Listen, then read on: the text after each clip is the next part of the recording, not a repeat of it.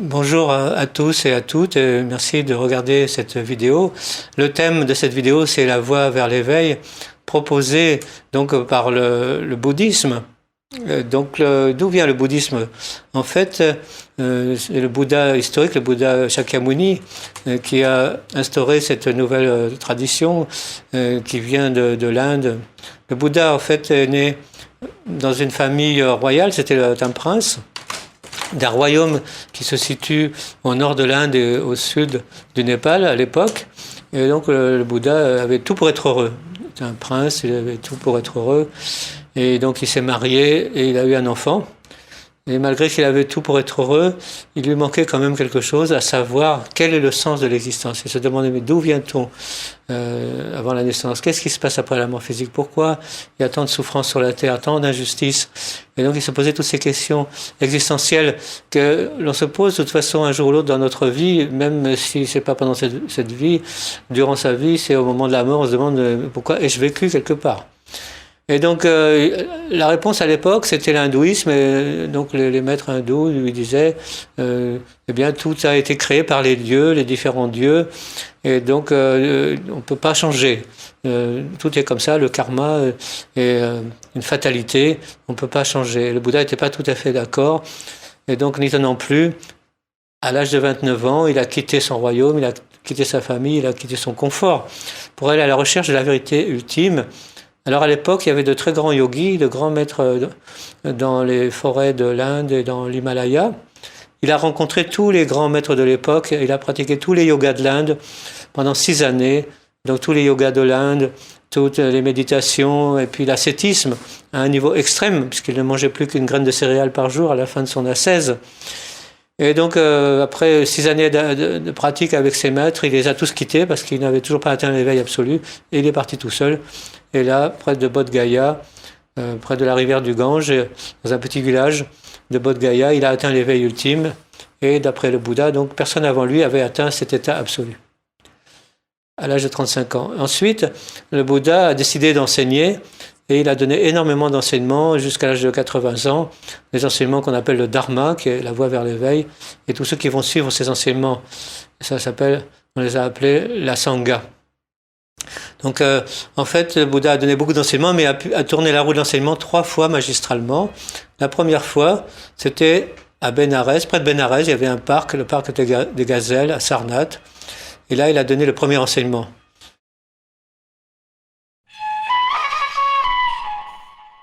D'abord, les 4 nobles vérités. La vérité de la souffrance, l'origine de la souffrance, la cessation de la souffrance et le chemin qui mène à cette cessation de la souffrance. La première noble vérité porte donc sur le constat de la souffrance, le monde, le samsara, si vous préférez le cycle de l'existence dans lequel nous sommes incarnés, est porteur de souffrance. À partir du moment où il y a la naissance, eh bien, il y aura la mort, la vieillesse, éventuellement, et puis la mort physique. Et puis il y a beaucoup de souffrances dues au déchaînement des éléments, de l'eau, de l'air, du feu, du vent, etc. Puis toutes les guerres, etc. Beaucoup de souffrances externes et aussi toutes les souffrances mentales. Les personnes, les êtres sont toujours insatisfaites, toujours dans la peur de manquer, la peur de mourir, etc. Donc ce cycle de l'existence est porteur de souffrance. Le Bouddha ensuite a cherché quelle est l'origine de la souffrance. Donc d'après lui, au départ, tout était parfait, c'était l'absolu, et nous nous sommes coupés de cet absolu. Nous sommes scindés comme étant une entité à part, individuelle, donc il y a eu une saisie égocentrique. Dès qu'il y a eu la saisie égocentrique, il y a eu le sujet dans la conscience. À partir de cette saisie égocentrique, il y a eu la dualité du sujet et d'un objet. Et c'est à ce moment-là qu'on a perdu la connaissance, que nous avons commencé à errer dans le cycle de l'existence que nous appelons le samsara. Et donc, dû à cette dualité sujet-objet et de l'ignorance, eh bien, il y a eu des tendances conflictuelles, émotionnelles, qui se sont manifestées en notre conscience maintenant relative et dualiste, d'attraction pour les phénomènes qu'on voulait à soi, comme le désir, l'attachement, l'avarice, de répulsion pour les phénomènes qu'on voulait écarter de soi, comme la haine, le ressentiment, la colère, etc. Et puis donc l'ignorance, différentes formes d'ignorance, ça va jusqu'au sommeil, auquel on peut ajouter l'orgueil et la jalousie. On travaille surtout sur ces 5 tendances. attraction, répulsion, ignorance, orgueil, jalousie. Dû à ces tendances émotionnelles ou conflictuelles, nous avons créé des actes à travers le corps, à travers la parole, à travers le mental. C'est ce qu'on appelle les actes karmiques. Et donc ce karma, eh bien, il ne s'est pas réduit à néant, il n'est pas parti comme ça dans la vacuité. Il est resté maintenant imprégné dans notre conscience dualiste, et c'est à cause du karma que nous transmigrons dans le cycle d'existence, le samsara. Et la loi du karma, elle est inéluctable. Si on a créé des actes positifs, le résultat c'est le bonheur. Si on crée des actes négatifs, eh bien le résultat c'est le malheur, la souffrance. Donc voilà l'origine de la souffrance, la saisie égocentrique, la dualité sujet-objet, puis après toutes les tendances émotionnelles, conflictuelles, d'attraction, de répulsion, d'ignorance, d'orgueil, jalousie, et puis finalement tous les actes karmiques qu'on a créés à travers le corps, la parole et le mental. La troisième noble vérité porte sur la cessation de la souffrance. Heureusement, il y a une cessation. À l'instar du Bouddha, on peut atteindre l'éveil absolu, l'éveil ultime, et se libérer du cycle de l'incarnation. Et donc à ce moment-là, sur le chemin qui est proposé dans le bouddhisme, il faut purifier les 4 voiles. Le premier voile, c'est le voile du karma. Quand on a purifié le voile du karma, on n'a plus à revenir sur cette terre. On peut continuer le cheminement dans d'autres terres pures, comme Dewa-Chen par exemple, et continuer le chemin vers l'éveil. Donc le premier voile de karma. Après le deuxième voile, purifier le voile des tendances émotionnelles, toutes ces tendances dont on a parlé. Après le troisième voile à purifier, c'est le voile de la saisie dualiste, sujet-objet. Et finalement, on se libère de la saisie égocentrique et on retourne à l'état de perfection, l'état absolu, à l'instar du Bouddha lui-même, donc ce qu'on appelle le nirvana. Le nirvana, en fait, ça veut dire, en sanskrit, l'au-delà de la souffrance. Et puis donc la quatrième noble vérité, c'est le chemin qui mène à cet état d'éveil. Si on ne fait rien, mais il ne se passera rien, on n'avancera pas. Donc il y a un chemin proposé par le Bouddha, donc le chemin à 8 branches, le chemin octuple, donc d'avoir une vision juste des choses. Donc évidemment, nous croyons au karma. Pour nous, le karma, c'est pas une fatalité. On peut changer le karma. On a un certain libre arbitre. Donc, on peut changer le karma chaque jour, chaque instant, d'instant en instant. On peut améliorer son karma, purifier le karma négatif, améliorer le karma positif. Aussi, avoir une certaine compréhension qu'il n'y a pas qu'une seule vie. Il y a comme ça plusieurs vies pour atteindre l'éveil. Donc, la loi de renaissance. Quand on prend une naissance humaine, on pourrait appeler ça la réincarnation. Le deuxième point, c'est l'intention juste, avoir une intention juste, donc bienveillante, toujours avoir des intentions bienveillantes portées sur l'altruisme et non pas des intentions malveillantes. Le troisième point, c'est la parole juste, faire attention à cette parole qui est le verbe, donc ne pas mentir, ne pas calomnier, ne pas médire, ne pas dire des choses qui sont négatives ou inutiles, au contraire dire la vérité sans détournement, et créer l'harmonie à travers nos paroles. Ensuite, le quatrième point, c'est la conduite, avoir une conduite juste à travers tous nos actes physiques. Cinquième point, c'est d'avoir des moyens d'existence justes et honnêtes, ne pas baser sa profession sur le malheur des autres et gagner sa vie au détriment des autres. Au contraire, avoir un moyen d'existence qui va permettre d'améliorer le sort et le bonheur d'autrui. Après, le sixième, c'est faire des efforts justes. Des efforts qui ne sont pas basés sur la compétition, sur la rivalité, au contraire, des efforts qui sont basés sur l'harmonie et la bienveillance. Septième point, c'est la vigilance. On est très vigilant de tous nos actes, puisque tout est karmique dans le bouddhisme, donc faire attention à tous nos actes du corps, nos actes physiques, nos paroles et nos pensées. Et comme ça, on peut créer un karma bénéfique et éviter tout ce qui est négatif. Et finalement, le huitième point, c'est la contemplation juste. Donc pendant la méditation, on reste ouvert aux 5 sens. La méditation, ce n'est pas une fuite, ce n'est pas fuir le monde. Donc on a toujours les yeux ouverts dans le bouddhisme. On garde les yeux mi-ouverts, donc on voit tout sans conceptualiser l'objet de la vision. On entend tous les bruits sans conceptualiser les objets de l'audition. On ressent tout, les odeurs, les saveurs, les sensations tactiles. Et on laisse l'esprit en paix. Et donc, il y a 2 défauts dans la méditation. Le premier, c'est d'entrer dans l'agitation mentale, la cogitation. Donc la méditation, c'est pas une réflexion.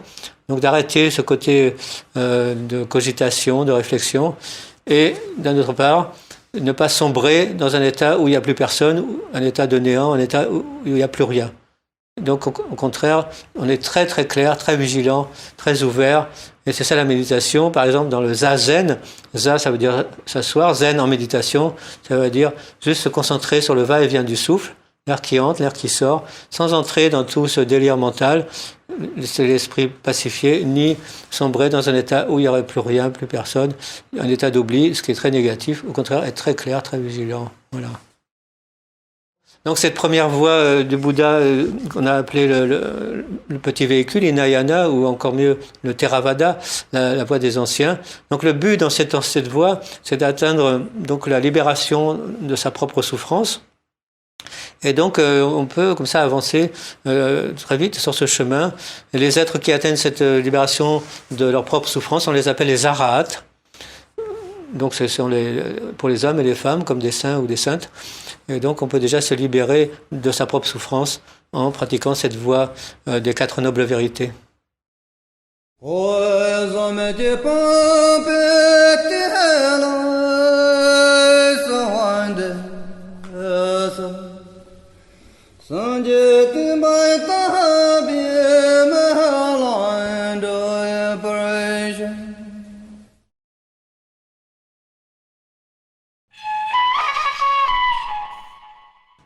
Le Bouddha a donné énormément d'enseignements, mais il a tourné la roue de l'enseignement du Dharma une deuxième fois, magistralement, à Rajgir, un petit village au-dessus de Bodh Gaya, en Inde. Et là, il a énoncé la vérité de la vacuité. Jusqu'à présent, il n'avait pas parlé de la vacuité ou de l'absence de réalité des phénomènes. Et donc, il a dit tous les phénomènes, quels qu'ils soient, sont en essence vacuité. Il n'y a pas de réalité intrinsèque dans tous les phénomènes extérieurs ou intérieurs à l'esprit. Et là aussi, il a parlé de la bodhicitta, l'esprit de l'éveil. Dans le petit véhicule Hinayana, on recherche la libération personnelle du cycle de l'existence, le samsara. Alors que maintenant, le Bouddha a énoncé la bodhicitta, c'est-à-dire le souhait d'atteindre l'éveil, pas seulement que pour sa propre libération personnelle, mais pour la libération universelle de tous les êtres, où qu'ils soient et quels qu'ils soient. Donc on rentre maintenant dans le Mahayana, le grand véhicule. C'est ça la différence entre le petit véhicule et le grand véhicule, le Mahayana. Et donc, il y a d'abord l'intention d'aider tous les êtres, de les libérer de la souffrance du samsara et de la cause qui est l'ignorance. Donc la première, il y a trois motivations. Il y a celui qui a la motivation du roi, celui qui se dit d'abord j'atteindrai l'éveil, ensuite je reviendrai pour aider les êtres. Et donc on dit le Bouddha Maitreya, le futur Bouddha, il a cette motivation. D'abord il atteint l'éveil, après il revient pour aider les autres. Ensuite, il y a la motivation du passeur. Le Bouddha historique, le Bouddha Shakyamuni, il avait cette motivation du passeur. Il a vu que dans ses 1000 vies antérieures proches, il a aidé les êtres. Et puis, petit à petit, comme un passeur qui passe les êtres d'une rive à l'autre du fleuve, lui, il a emmené énormément d'êtres vers l'éveil pendant ses 1000 vies antérieures.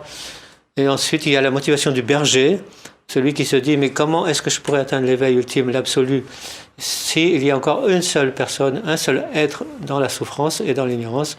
Donc c'est comme un berger qui va chercher son troupeau et il va ramener la dernière brebis. Si elle est perdue, il va la ramener à la bergerie et il ne rentrera pas chez lui avant que toutes ces brebis soient rentrées à la bergerie. Et donc celui qui a la motivation du berger, il fait la même chose. Il ne rentrera pas dans le nirvana, dans l'absolu, tant qu'il y aura encore un seul être. Et ça, c'est plutôt les lamas tibétains, comme le Dalai Lama ou le Karmapa, qui reviennent constamment jusqu'à la fin des temps pour libérer tous les êtres de la souffrance et de l'ignorance.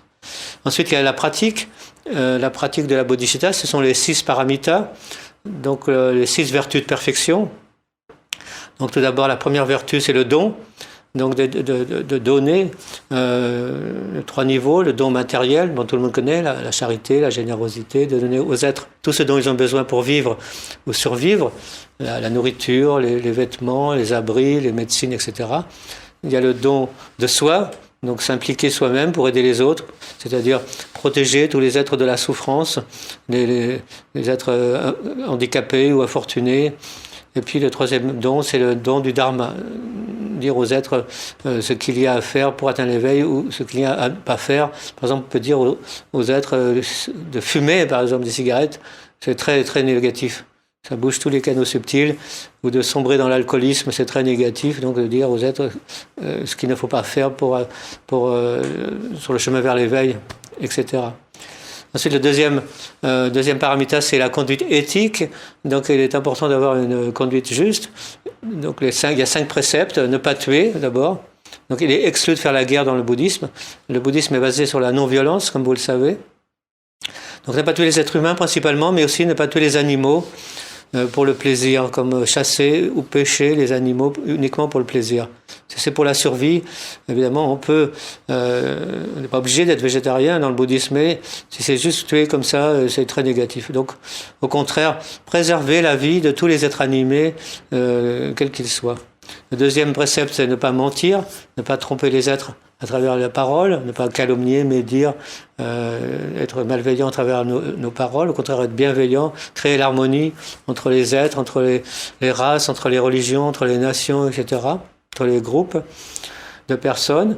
Le troisième, c'est ne pas voler, ne pas prendre les choses qui ne sont pas données, voler les biens, les choses, les biens matériels, les maisons, les pays, toutes sortes de vols. Au contraire, pratiquer le don, la générosité, la charité, comme on l'a vu au début.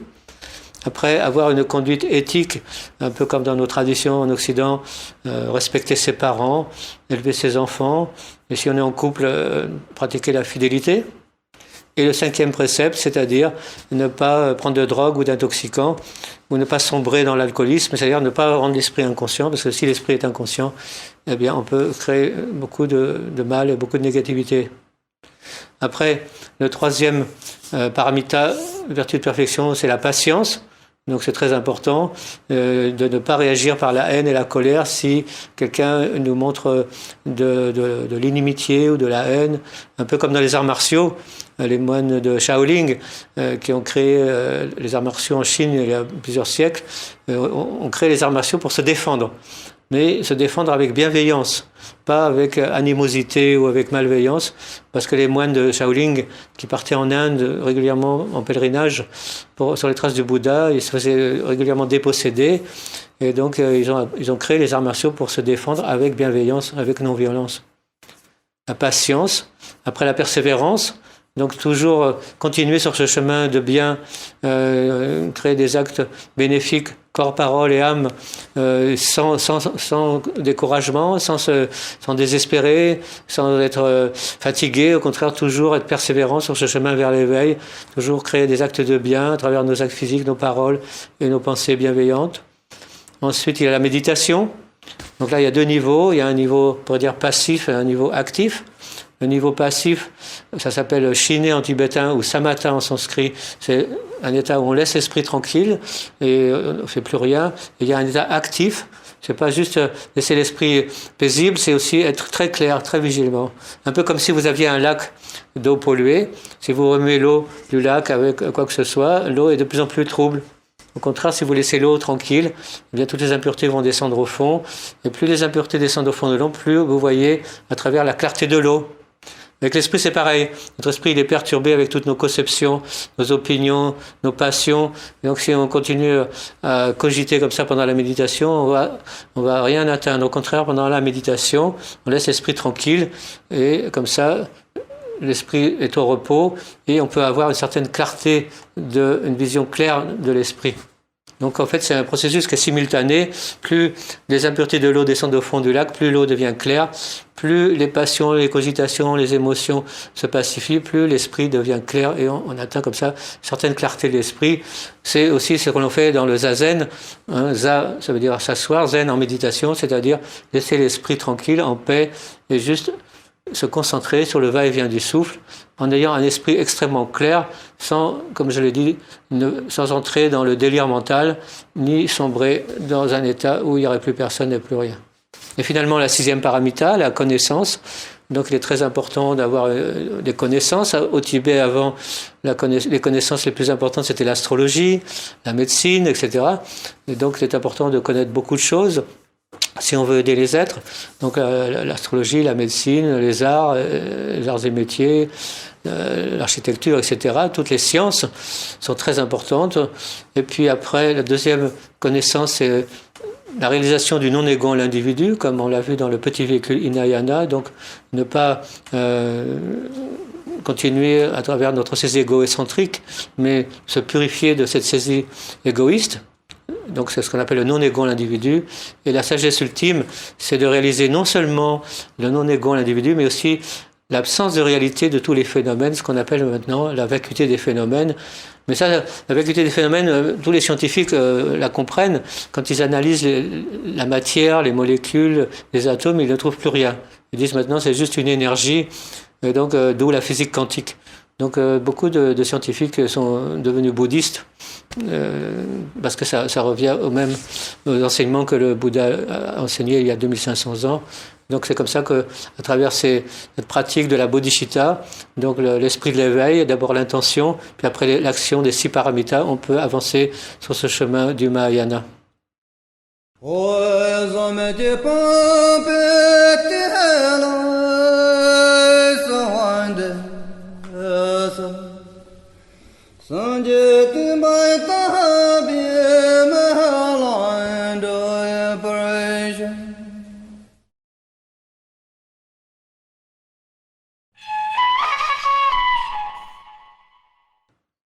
Tout au long de ce cheminement spirituel, il est aussi très, très essentiel de développer les 4 qualités infinies que sont l'amour, la compassion, la joie et l'impartialité.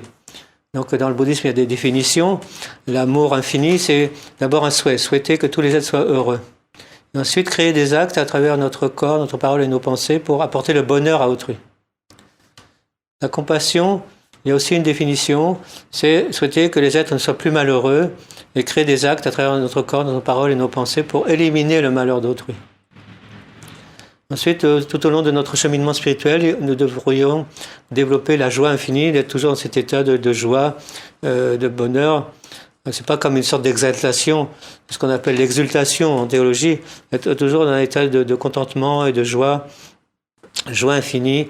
Et puis, la 4e qualité à développer, c'est l'impartialité, c'est-à-dire d'être impartial, sans aucune discrimination religieuse, nationale, sexuelle ou quoi que ce soit, d'être toujours dans un état sans discrimination.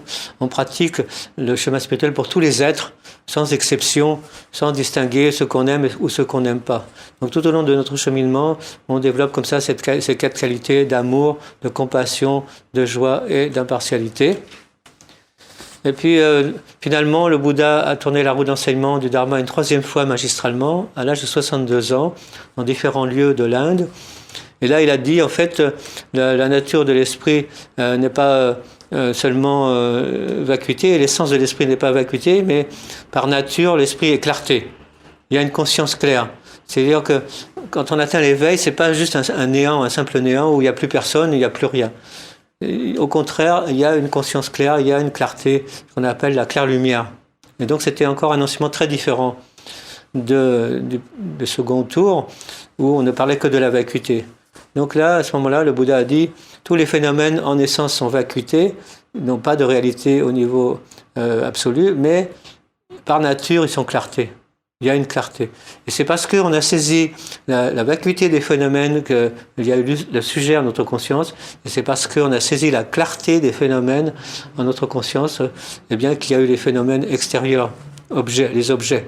Et c'est à cause de ça qu'il y a cette dualité sujet-objet, d'avoir saisi la vacuité comme sujet et d'avoir saisi la clarté comme objet. C'est ça qui a fait que nous sommes tombés dans la dualité et que nous devons maintenant nous en libérer. Donc après, dans cette voie qu'on a appelée le Vajrayana, la voie de diamant, il y a différentes méthodes, bien sûr, pour atteindre l'éveil, beaucoup plus rapidement que dans les voies auparavant. Donc il y a la récitation des mantras, le mantrayana, donc on récite des mantras. Vous connaissez tous, bien sûr, le son Om. Et donc on récite par exemple le mantra Om Mani Padme Hum, qui est un mantra extrêmement puissant. Les mantras sont en sanskrit. Il est dit que c'est la langue divine, c'est la langue des êtres supérieurs, et donc c'est une langue qui est sacrée. Quand on récite un mantra, ne serait-ce que de réciter le son Om, ça élève l'esprit. Donc déjà, ça élève l'esprit, et en même temps, on récite ce mantra continuellement, et ça discipline l'esprit. Au lieu que l'esprit parte dans tous les sens, ou tombe dans la torpeur, eh bien l'esprit, il est occupé comme ça par le mantra, et après la récitation du mantra, on a l'esprit beaucoup plus clair, beaucoup plus vivant. Donc vous avez le mantra Om Mani Padme Hum, le tibétain prononce Om Mani Padme Hum, donc c'est un mantra extrêmement puissant qui développe l'amour, la compassion et la sagesse. Il y a d'autres mantras comme le mantra de Tara, la mère divine, Om Tare Tu Tare Tu Resoa, qui est très puissant. Vous avez le mantra aussi de Guru Rinpoche, Om A Ung Benza Guru Pema Siddhiyung. Tous ces mantras, vous les recevrez de différents guides ou maîtres dans le bouddhisme tibétain, qui est la voie, on pourrait dire, ésotérique. Après, évidemment, vous avez les mudras, les gestes qui permettent d'exprimer ce que l'on pense. Il y a les mandalas, tout ça est très complexe. Donc c'est une voie initiatique qui nous permet de pouvoir avancer spirituellement. En fait, ce qui est spécifique au bouddhisme, c'est que, en fait, on se demande souvent est-ce que le bouddhisme est une religion ou une philosophie. Alors, les lamas tibétains, ils disent le bouddhisme n'est pas une religion, parce que nous ne sommes pas théistes. Nous ne pensons pas qu'il y a un créateur quelque part et les créatures comme étant séparées. Pour nous, c'est une aberration de penser qu'il y aurait un créateur quelque part et les créatures et qu'ils soient séparés à jamais. Donc, on n'est pas vraiment une religion parce qu'on n'est pas théiste. D'un autre côté, les maîtres tibétains disent on n'est pas non plus une simple philosophie, parce que nous pensons qu'avant la naissance, nous existions déjà, et après la naissance, après la mort physique, l'âme ou le principe conscient continue à travers un cycle de renaissance. Donc il y a un côté métaphysique. Donc voilà, ce n'est pas vraiment une religion, ce n'est pas vraiment une simple philosophie. Les maîtres tibétains disent en fait c'est une tradition spirituelle. Et donc la particularité aussi du bouddhisme, c'est que le Bouddha a dit en fait tous les êtres participent du divin, tous les êtres ont le potentiel de l'éveil, tous les êtres, quels qu'ils soient, même les pires dictateurs, les pires démons, ont aussi le potentiel de l'éveil. Tous les êtres atteindront l'éveil, tous les êtres ont ce que l'on appelle nous la nature de Bouddha. Donc tous les êtres atteindront l'éveil à un moment donné ou l'autre de leur évolution spirituelle, dans une vie ou dans une autre. Il y a eu beaucoup d'exemples au Tibet ou dans d'autres pays où des grands maîtres comme le grand yogi Milarepa ont atteint l'éveil en une seule vie. Et donc à travers ces pratiques du Vajrayana particulièrement, donc ils ont purifié tous les agrégats de leur corps, de leur parole et de leur esprit. Par exemple, le grand yogi Milarepa, à la fin de sa vie, il n'a pas laissé de corps, il a laissé que des reliques. Et donc il pouvait voler dans les airs, marcher sur l'eau, passer à travers les rochers. Et au moment de sa disparition, il s'est manifesté dans différents endroits. Il avait le don de bilocation, on va dire. Et donc c'est la voie du Vajrayana. Donc dans le bouddhisme, on pense que tous les êtres participent du divin, tous les êtres ont la nature de l'éveil, ont la nature de Bouddha, tous les êtres atteindront l'éveil à un moment donné ou l'autre de leur évolution. Et ce qu'il faut, c'est commencer à partir de maintenant, aujourd'hui. Je vous souhaite de commencer la pratique spirituelle et comme ça, vous pourrez avancer vers l'éveil d'une façon naturelle et spontanée. Et je vous remercie beaucoup.